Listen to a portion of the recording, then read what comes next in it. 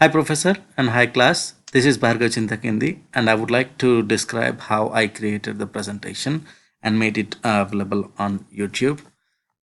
So tools I have used to make this presentation is Microsoft PowerPoint and Screencast-Matic, which is an online resource that I use to make this video recording.